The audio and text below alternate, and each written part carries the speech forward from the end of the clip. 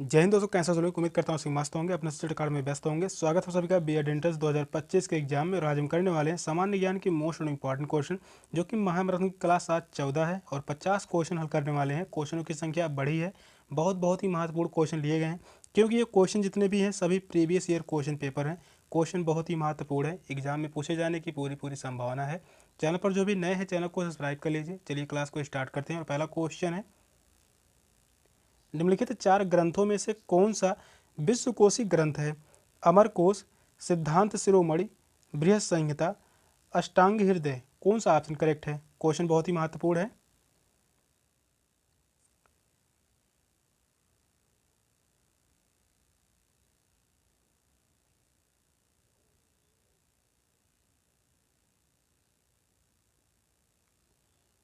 Question कह रहा है निम्नलिखित 4 ग्रंथों में से कौन सा विश्वकोशी ग्रंथ है? तो वह है अमरकोश। फर्स्ट ऑप्शन करेक्ट है, अमरकोश। अमरकोश नामक विश्वकोशी ग्रंथ की रचना अमर सिंह ने की थी। इसके रचनाकार कौन है? अमर सिंह।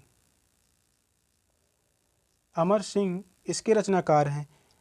अमरकोश भारत का प्रथम विश्वकोशी ग्रंथ है। बात करते हैं सिद्धांत शिरोमणि नामक ग्रंथ की रचना प्राचीन भारत के प्रसिद्ध खगोल एवं गणितज्ञ भास्कराचार्य ने की थी। सिद्धांत शिरोमणि की रचना किसने की है? बहुत ही महत्वपूर्ण है। तो वह है भास्कराचार्य। भास्कराचार्य ने। फर्स्ट ऑप्शन करेक्ट है, अमरकोश। नेक्स्ट क्वेश्चन है, निम्नलिखित में से किसने भारत में प्रसिद्ध फारसी त्यौहार नवरोज को आरंभ करवाया? बलवन, इल्तुतमिश, फिरोज तुगलक, अलाउद्दीन खिलजी। कौन सा ऑप्शन करेक्ट है? जितने भी क्वेश्चन लिए गए हैं सभी क्वेश्चन जो है प्रीवियस ईयर क्वेश्चन पेपर हैं। क्वेश्चन बहुत ही महत्वपूर्ण है।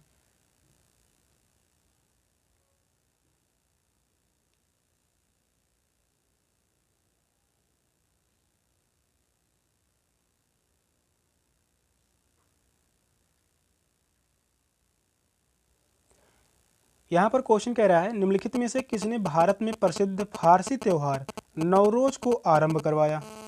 तो वह शासक था बलवन। फर्स्ट ऑप्शन राइट है, बलवन। मामलुक वंश के सुल्तानों ने बलवन ने फारसी रीति रिवाज एवं परंपराओं को अपनाया था और उसने फारसी परंपरा सिजदा और पौबोस शुरू किया था। इसी ने ही सिजदा और पौबोस, यह एग्जाम में पूछा गया है। सिजदा और पौबोस, सिजदा और पौबोस शुरू किया था और इसी क्रम में फारसी त्यौहार नवरोज मनाना आरंभ किया गया था। फर्स्ट ऑप्शन ही करेक्ट है। नेक्स्ट क्वेश्चन है, निम्नलिखित में से किस स्मारक का निर्माण शेर शाह ने करवाया था? दिल्ली का किला ए कुहना मस्जिद, जौनपुर की अताला मस्जिद, गौर की बड़ा सोना मस्जिद, दिल्ली की कुवल उल इस्लाम मस्जिद। कौन सा ऑप्शन करेक्ट है? क्वेश्चन यह भी इंपॉर्टेंट है।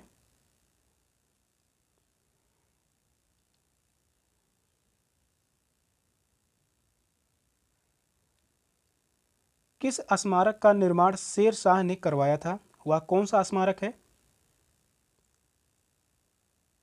तो वह है दिल्ली का किला ए कुहना मस्जिद। फर्स्ट ऑप्शन ही करेक्ट है, दिल्ली का किला ए कुहना मस्जिद। शेर शाह ने दिल्ली स्थित पुराना किला के अंदर किला ए कुहना नामक मस्जिद का निर्माण 1545 में करवाया था। इस मस्जिद का निर्माण कब किया गया था? 1545 में। 1545 में इस मस्जिद का निर्माण करवाया गया और यह मस्जिद उज्ज्वल वास्तुकलात्मक गुणों के लिए उत्तर भारत की इमारतों में ख्याति उपलब्ध प्राप्त है। इस मस्जिद को। फर्स्ट ऑप्शन ही करेक्ट है। नेक्स्ट क्वेश्चन है, अंग्रेजों ने रैयतवाड़ी बंदोबस्त कहाँ लागू किया था? बम्बई प्रेसिडेंसी में, बम्बई प्रेसिडेंसी में, बम्बई प्रेसिडेंसी, मद्रास प्रेसिडेंसी और मुंबई प्रेसिडेंसी। कौन सा ऑप्शन करेक्ट है? यहाँ पर जो है ऑप्शन रिपीट है, या तीनों ऑप्शन ही जो है रिपीट है।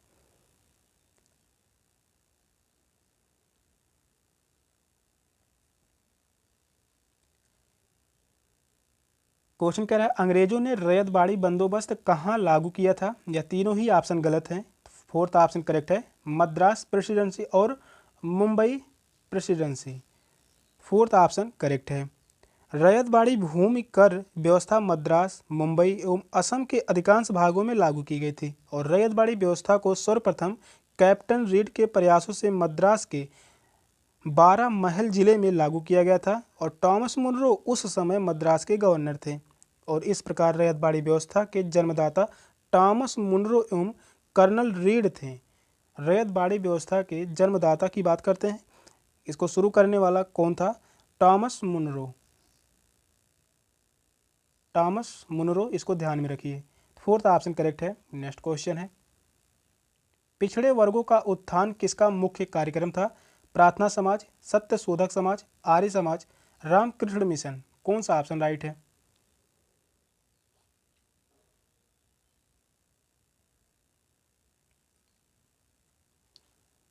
क्वेश्चन बहुत ही महत्वपूर्ण है। पिछड़े वर्गों का उत्थान किसका मुख्य कार्यक्रम था? तो वह था सत्य शोधक समाज। सेकंड ऑप्शन करेक्ट है, सत्य शोधक समाज। महाराष्ट्र के समाज सुधारक ज्योतिबा राव फूले ने निम्न जातियों के पिछड़े वर्गों के उत्थान के लिए सन 1873 में सत्य शोधक मंडल की स्थापना की थी। सत्य शोधक समाज के संस्थापक कौन थे? तो वह थे ज्योतिबा राव फूले जी। यह इंपॉर्टेंट है, पूछा गया है। ज्योतिबा राव फूले, यहाँ से ज्योतिबा फूले।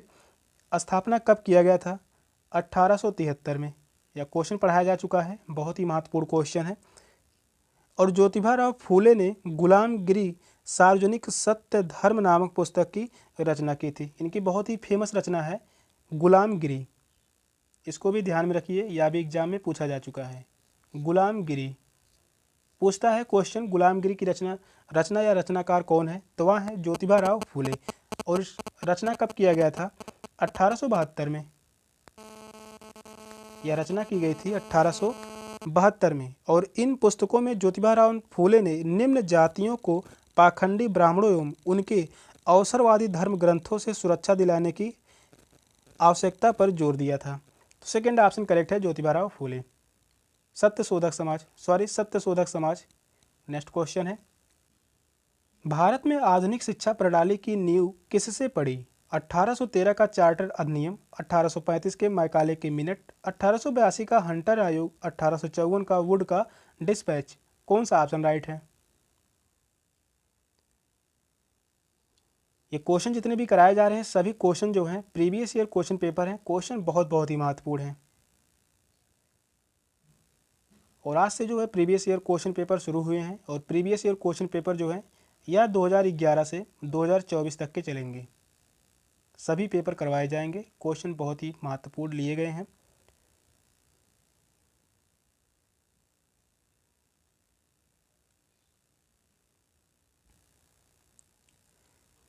क्वेश्चन कह रहा है भारत में आधुनिक शिक्षा प्रणाली की नींव किससे पड़ी? तो वह पड़ा था 1835 के मैकाले के मिनट।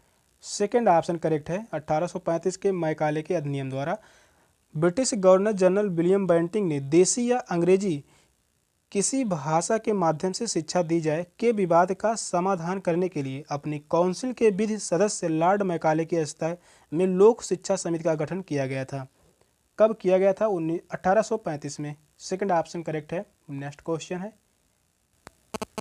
भारतीय कपड़ा व्यापारी, बैंकर, कांग्रेसी तथा महात्मा गांधी का निकट सहयोगी है। यह उपयुक्त विवरण है जीडी बिरला का, एमआर जयकर का, जमनालाल बजाज का और वीएस श्रीनिवास शास्त्री का। कौन सा ऑप्शन करेक्ट है? क्वेश्चन यह भी इंपॉर्टेंट है।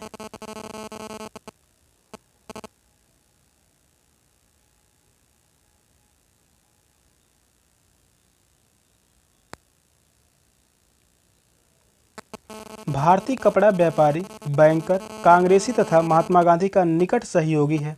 यह उपयुक्त विवरण है जमनालाल बजाज का। थर्ड ऑप्शन करेक्ट है, Jamnalal Bajaj.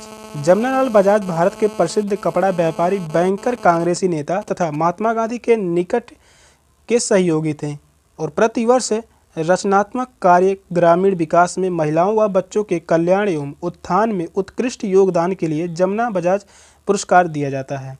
Third option correct है। नेक्स्ट क्वेश्चन है, ब्रिटिश सरकार ने महात्मा गांधी को जो उपाधि दी थी और जिन्हें उन्होंने असहयोग आंदोलन में वापस कर दिया वह थी हिंद केसरी, केसर ए हिंद, राय बहादुर, राइट ऑनरेबल। कौन सा ऑप्शन करेक्ट है?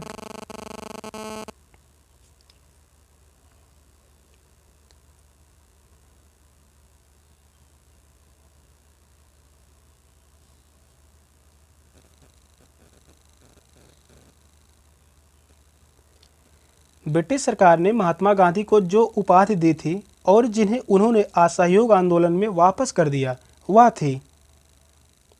वह था केसर ए हिंद।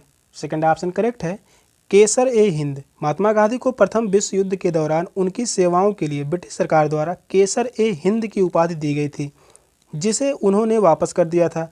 यह उपाधि गांधी जी को प्रथम विश्व युद्ध के दौरान ब्रिटिश सरकार का सहयोग करने के बदले में दी गई थी। तो सेकंड ऑप्शन करेक्ट है। नेक्स्ट क्वेश्चन है, महात्मा गांधी को सर्वप्रथम राष्ट्रपिता किसने कहा था? जवाहरलाल नेहरू, वल्लभ भाई पटेल, सी राजगोपालाचारी, सुभाष चंद्र बोस। कौन सा ऑप्शन करेक्ट है? क्वेश्चन यह भी बीएड एंट्रेंस के एग्जाम में पूछा जा चुका है और यह क्वेश्चन वनडे एग्जाम में काफ़ी बार पूछता है।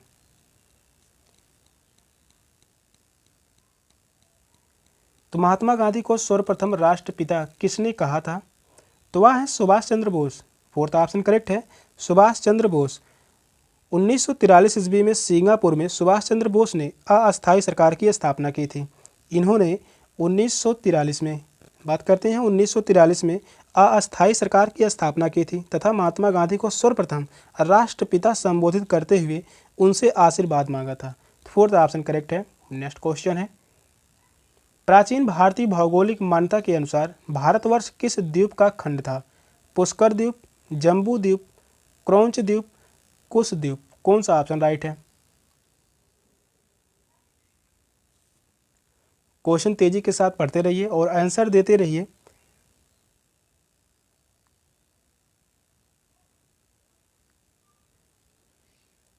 तो वह द्वीप है जम्बू द्वीप। सेकंड ऑप्शन करेक्ट है, जम्बू द्वीप।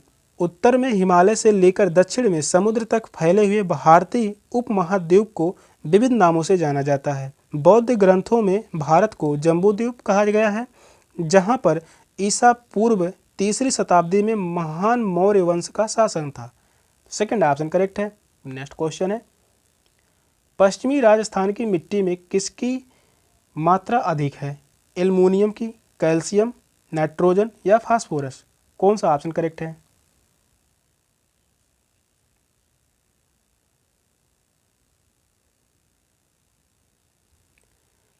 क्वेश्चन कह रहा है पश्चिमी राजस्थान की मिट्टी में किसकी मात्रा अधिक है? तो वह फास्फोरस की मात्रा अधिक है। फोर्थ ऑप्शन करेक्ट है, फास्फोरस। राजस्थान का पश्चिमी भाग न्यूनतम वर्षा 25 सेंटीमीटर है। यहाँ का जो वर्षा है 25 सेंटीमीटर।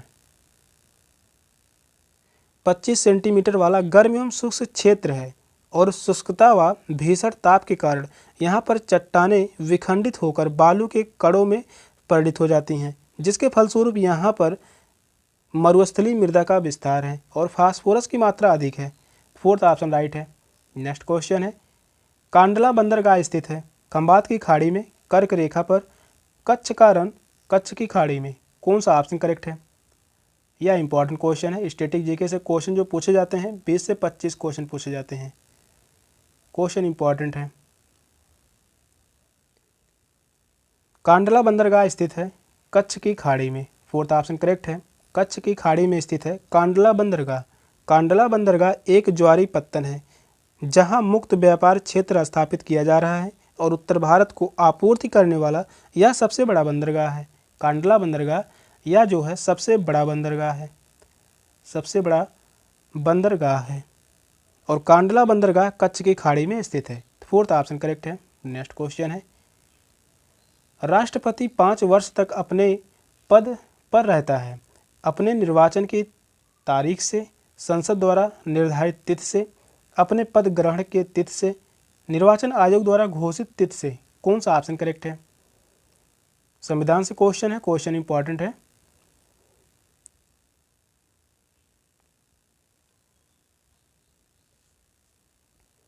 राष्ट्रपति 5 वर्ष तक अपने पद पर रहता है तो वह है अपने पद ग्रहण के तिथि से। थर्ड ऑप्शन करेक्ट है, अपने पद ग्रहण के तिथि से। अनुच्छेद 56 के 1 के अनुसार राष्ट्रपति का वर्णन किसमें है? तो वह है अनुच्छेद 56। अनुच्छेद 56 1 के अनुसार राष्ट्रपति अपने पद ग्रहण की तारीख से 5 वर्ष की अवधि तक पद धारण करेगा और इस अवधि में संविधान के अतिक्रमण के आधार पर राष्ट्रपति को अनुच्छेद 61 के उपलब्धि रीति से चलाने गए महाभियोग द्वारा पद से हटाया जा सकता है। राष्ट्रपति को हटाने की प्रक्रिया किस अनुच्छेद में है? तो वह है अनुच्छेद 61 में। अनुच्छेद 61 में है महावियोग लगाकर, महावियोग लगाकर। तो यहाँ पर थर्ड ऑप्शन करेक्ट है, अपने पद ग्रहण के तिथि से। नेक्स्ट क्वेश्चन है, निम्नलिखित में से कौन सी खगोलीय वस्तु नहीं है? पल्सर, भंगुर तारा, कृष्ण विवर, क्वार्सर्स। कौन सा ऑप्शन करेक्ट है?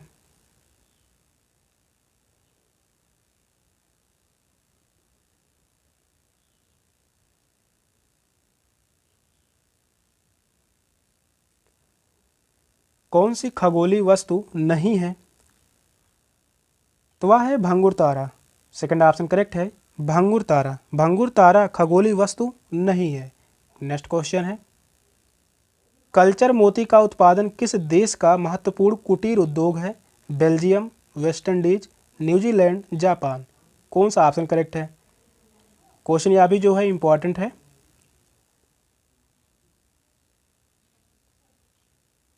क्वेश्चन कह रहा है कल्चर मोती का उत्पादन किस देश का महत्वपूर्ण कुटीर उद्योग है? तो वह है बेल्जियम। फर्स्ट ऑप्शन करेक्ट है, बेल्जियम। कृत्रिम विधि से कल्चर मोती का उत्पादन यूरोपीय देश बेल्जियम का प्रमुख कुटीर उद्योग है और मोती के अतिरिक्त बेल्जियम के एंटवर्प औद्योगिक केंद्र में हीरो की कटाई का कार्य किया जाता है। यहाँ पर जो है हीरो की कटाई का कार्य किया जाता है।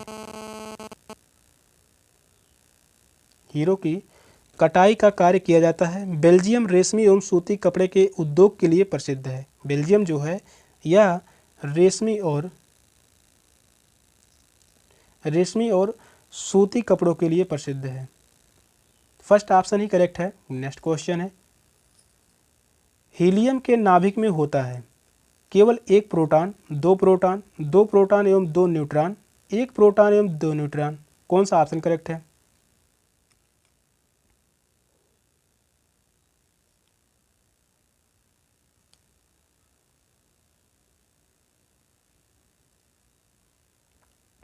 क्वेश्चन कह रहा है हीलियम के नाभिक में होता है दो प्रोटॉन एवं दो न्यूट्रॉन। थर्ड ऑप्शन करेक्ट है, दो प्रोटॉन एवं दो न्यूट्रॉन। हीलियम के नाभिक में दो प्रोटॉन तथा दो न्यूट्रॉन होते हैं और इस प्रकार हीलियम की द्रव्यमान संख्या 4 होती है तथा इसका परमाणु क्रमांक 2 होता है। थर्ड ऑप्शन करेक्ट है। नेक्स्ट क्वेश्चन है, राष्ट्रपति के निर्वाचन संबंधी विवाद का मामला भेजा जाता है सर्वोच्च न्यायालय में, निर्वाचन मंडल को, निर्वाचन आयोग को, संसद को। कौन सा ऑप्शन करेक्ट है?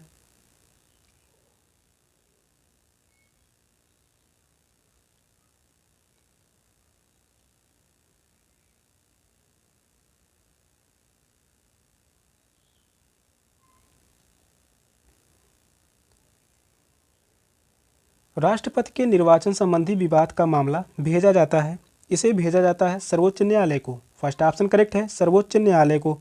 अनुच्छेद 71 के अनुसार राष्ट्रपति के निर्वाचन से उत्पन्न या संबंध सभी शंकाओं और विवादों की जांच और विनिश्चित उच्च न्यायालय द्वारा किया जाएगा। कहाँ पर वर्णन है? तो यहाँ पर जो विवाद वर्णन है अनुच्छेद 71 में, अनुच्छेद 71 के 1 में। फर्स्ट ऑप्शन करेक्ट है, सर्वोच्च न्यायालय को। नेक्स्ट क्वेश्चन है, अदरक का तना जो मिट्टी में उगता है और खाद्य संग्रहण करता है वह कहलाता है कंद, प्रकंद, राइजोफोर, घनकंद। कौन सा ऑप्शन करेक्ट है?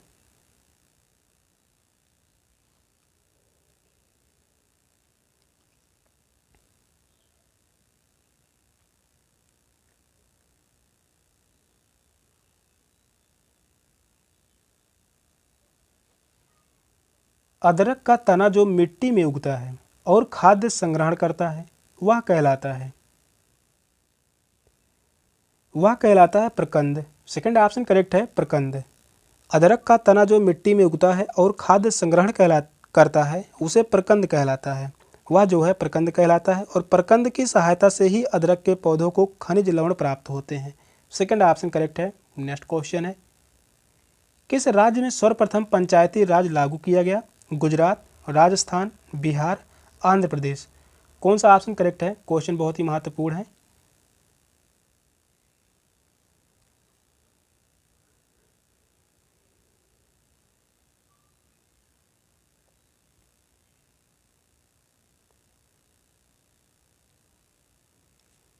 क्वेश्चन कह रहा है किस राज्य में सर्वप्रथम पंचायती राज लागू किया गया? तो वह है गुजरात राज्य, सॉरी राजस्थान राज्य। सेकेंड ऑप्शन करेक्ट है राजस्थान। 1957 में 1957 के अंत में बलवंत राय मेहता समिति ने अपना प्रतिवेदन संसद को सौंपा, जिसके आधार पर भारत में कई पंचायती राज प्रणाली की स्थापना हुई और इस अधिनियम के आधार पर बने नए पंचायती राज व्यवस्था का विधिवत उद्घाटन अक्टूबर 1959 ईस्वी को राजस्थान में नागौर जिले में तत्कालीन प्रधानमंत्री पंडित जवाहरलाल नेहरू द्वारा किया गया था। कब लागू हुआ था?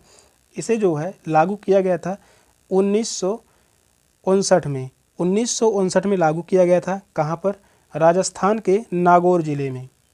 यह इंपॉर्टेंट पूछा जाता है, राज्य ना देकर यहाँ से नाम ही दिया जाता है शहर का। तो नागौर जिला है। उस समय प्रधानमंत्री कौन थे? पंडित जवाहरलाल नेहरू।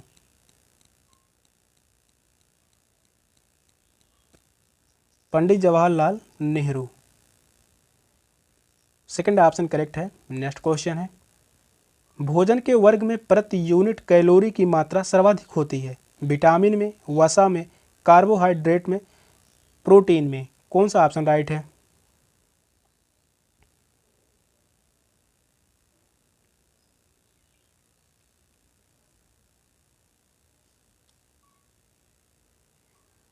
भोजन के वर्ग में प्रति यूनिट कैलोरी की मात्रा सर्वाधिक होती है, वह होता है वसा में। सेकंड ऑप्शन करेक्ट है, वसा में। भोजन के वर्ग में प्रति यूनिट कैलोरी की मात्रा सर्वाधिक वसा में होती है और 1 ग्राम वसा में 9.3 किलो कैलोरी ऊर्जा उत्पन्न होता है।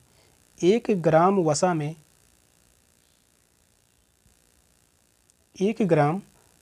9.3 किलो कैलोरी ऊर्जा उत्पन्न होता है और वसा घी, तेल, दूध, मछली, दही, पनीर आदि में पाई जाती है।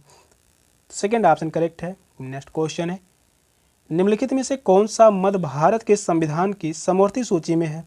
जनसंख्या नियंत्रण और परिवार नियोजन, लोक स्वास्थ्य और स्वच्छता, प्रति व्यक्ति कर, निखात निधि। कौन सा ऑप्शन करेक्ट है?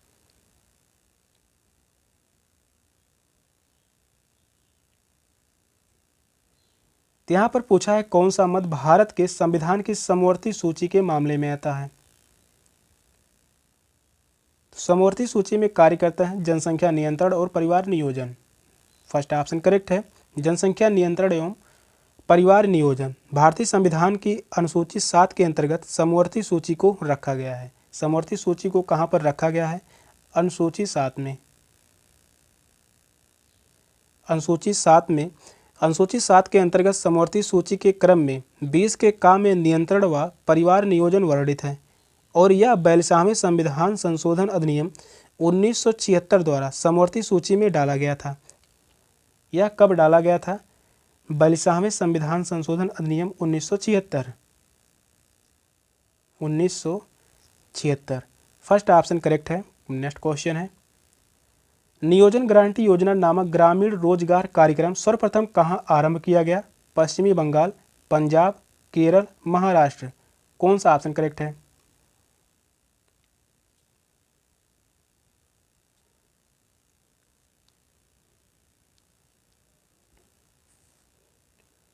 नियोजन गारंटी योजना नामक ग्रामीण रोजगार कार्यक्रम सर्वप्रथम कहाँ आरंभ किया गया?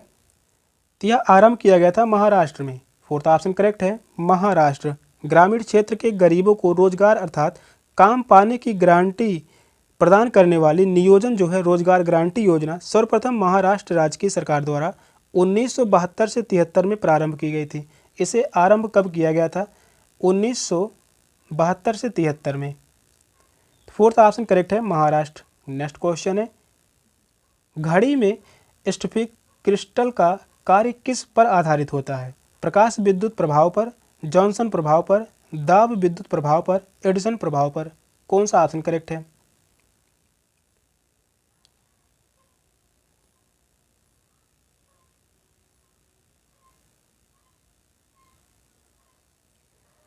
यह क्वेश्चन इंपॉर्टेंट है। क्वेश्चन जो कह रहा है घड़ी में स्फटिक क्रिस्टल का कार्य किस पर आधारित होता है? वह आधारित होता है प्रकाश विद्युत प्रभाव पर। फर्स्ट ऑप्शन करेक्ट है, प्रकाश विद्युत प्रभाव। घड़ियों में प्रयुक्त किए जाने वाले स्फटिक क्रिस्टल प्रकाश विद्युत प्रभाव का कार्य करते हैं और प्रकाश विद्युत प्रभाव के घड़ी घड़ियों में लगे हुए स्फटिक क्रिस्टल चमकते हैं, जिससे रात के अंधेरे में भी घड़ियों में समय देखना संभव होता है। फर्स्ट ऑप्शन करेक्ट है। नेक्स्ट क्वेश्चन है, कितना तापमान होने पर पाठ्यांक सेल्सियस और फ़ारेनहाइट तापमानियों पर एक ही होंगे? -40 अंश, 212 अंश, 40 अंश, 100 अंश। कौन सा ऑप्शन करेक्ट है?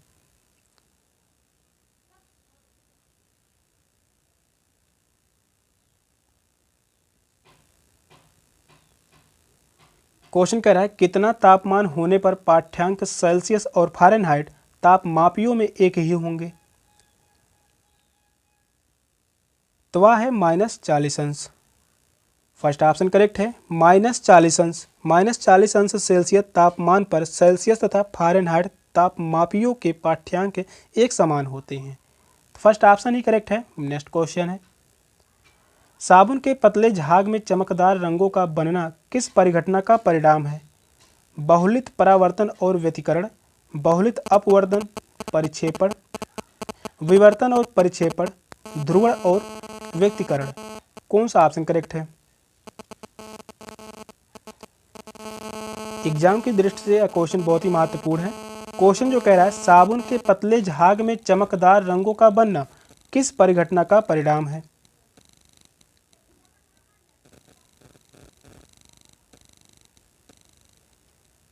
यह जो है बहुलित परावर्तन और व्यतिकरण। फर्स्ट ऑप्शन करेक्ट है। बहुलित परावर्तन और व्यतिकरण साबुन के पतले झाग में चमकदार रंगों का दिखाई पड़ना प्रकाश के बहुलत परावर्तन तथा प्रकाश के व्यतिकरण की घटना का उदाहरण है और पानी के साथ साबुन के बनने वाले बुलबुले की पतली परतों से सूर्य के प्रकाश के गुजरने से प्रकाश को व्यतिकरण के कारण प्रकाश 7 रंगों में दिखाई पड़ने लगता है। तो फर्स्ट ऑप्शन ही करेक्ट है। सेशन का लास्ट क्वेश्चन था। क्वेश्चन कैसे लगे कमेंट में जरूर बताइएगा। चैनल पर नए हैं, चैनल को सब्सक्राइब कर लीजिए। मिलते हैं फिर नेक्स्ट वीडियो में, तब तक के लिए बाय बाय, टेक केयर, जय हिंद।